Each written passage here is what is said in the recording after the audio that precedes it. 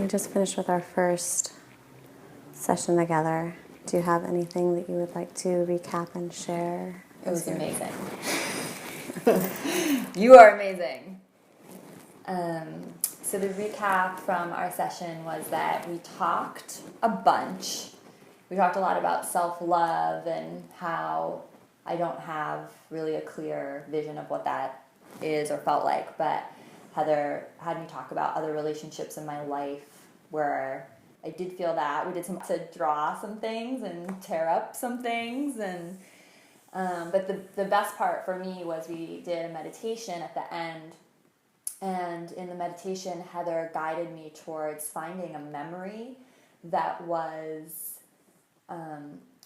how can you tell everyone how you described me to find the memory? You told me to think of something. Yeah, so what you do is basically you recount different aspects that make you get in touch with what is at your essence, and then by reconnecting with that essence state, you can experience inner love.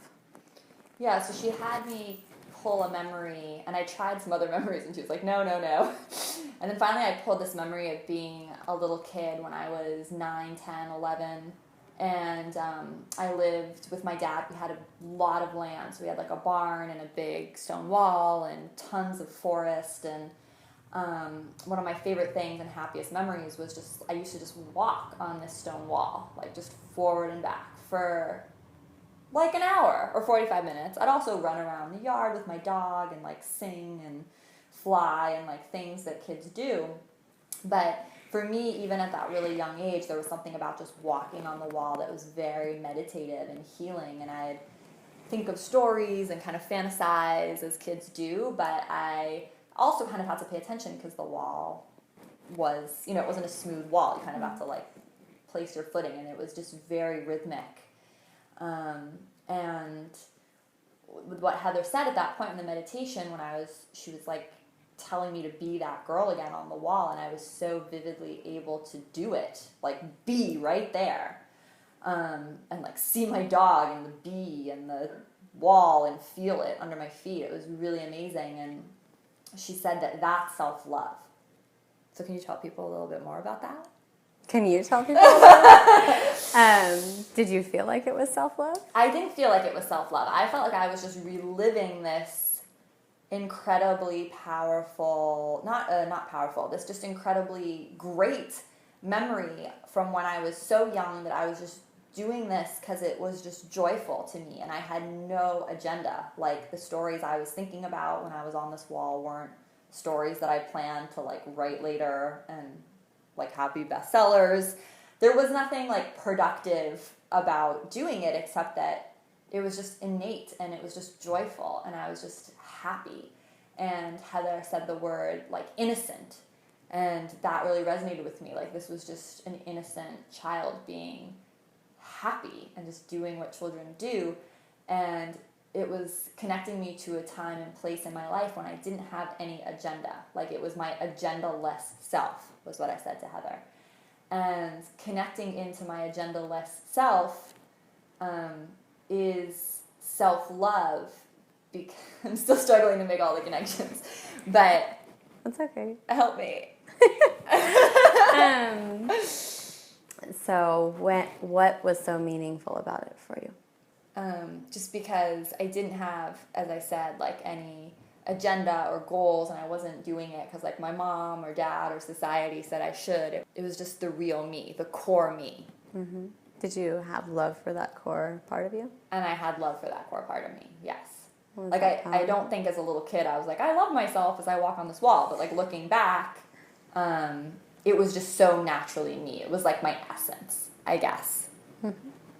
And it's that essence that is our deepest self and the thing we need to learn how to love.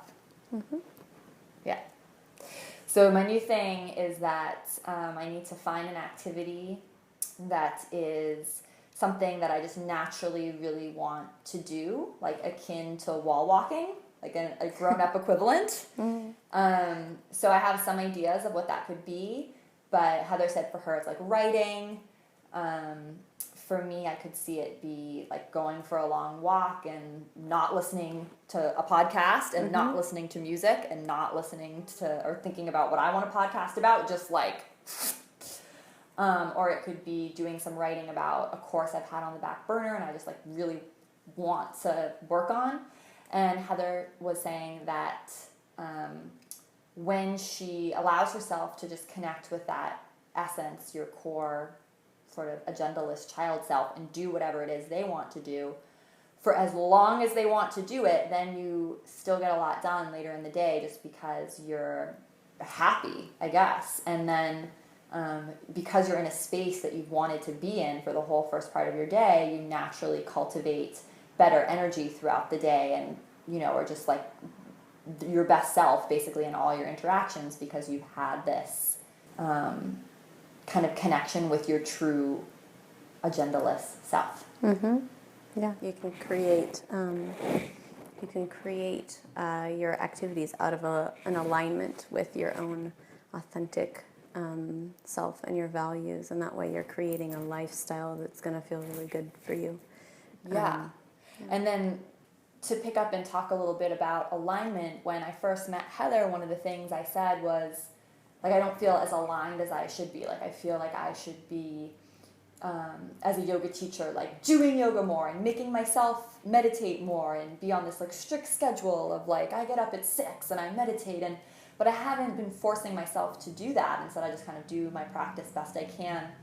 I hadn't, like, disciplinarianed myself with yoga because I feel like I'm already such a mean disciplinarian for myself in so many areas. Like, I forced myself to work so hard, and so I didn't want to do that with yoga too and meditation too. But then it was like, I'm not in alignment because I'm a yoga teacher and I should be, you know, like, have this amazing daily practice that I do, like, military style always or something like that.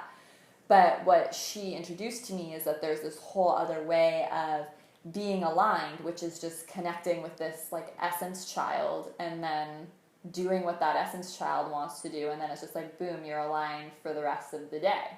And it has nothing to do with, like, what society or your job or all these other things wants you to do, because you are connected with your, like, real self. So Heather, just because I'm curious, because people watching might have this question. Sure.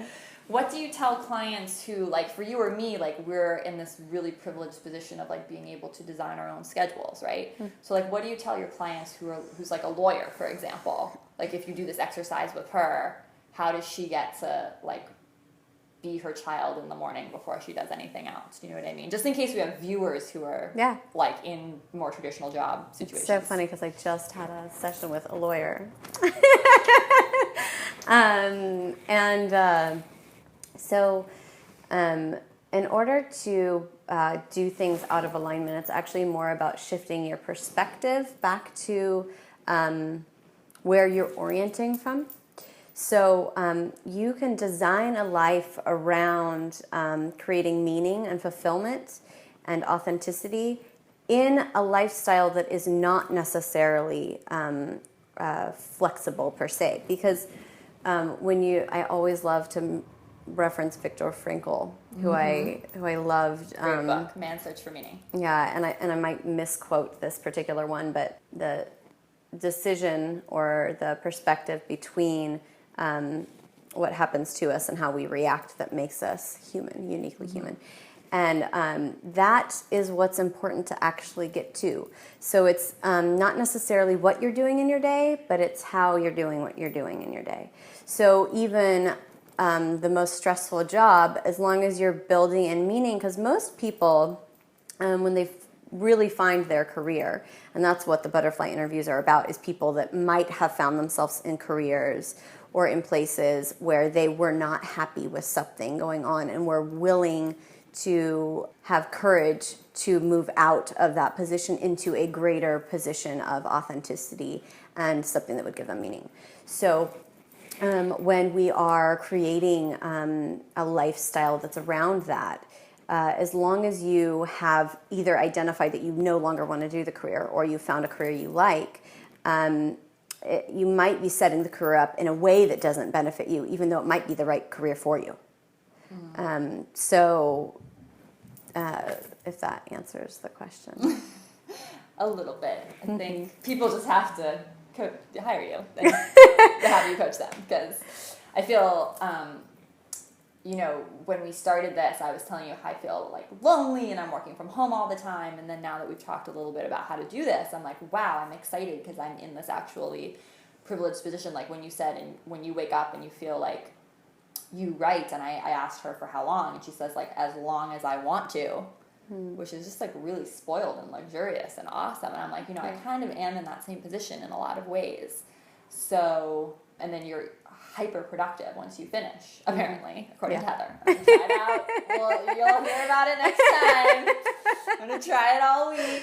Yeah. But yeah, it was awesome. So thank you so much. Thank you for being such an inspiration to so many, and letting me borrow you during these experiences so we can kind of showcase this. It's a very brave thing that you're doing to help people be brave enough to seek lives that are meaning. Well, thank you so much. Yeah.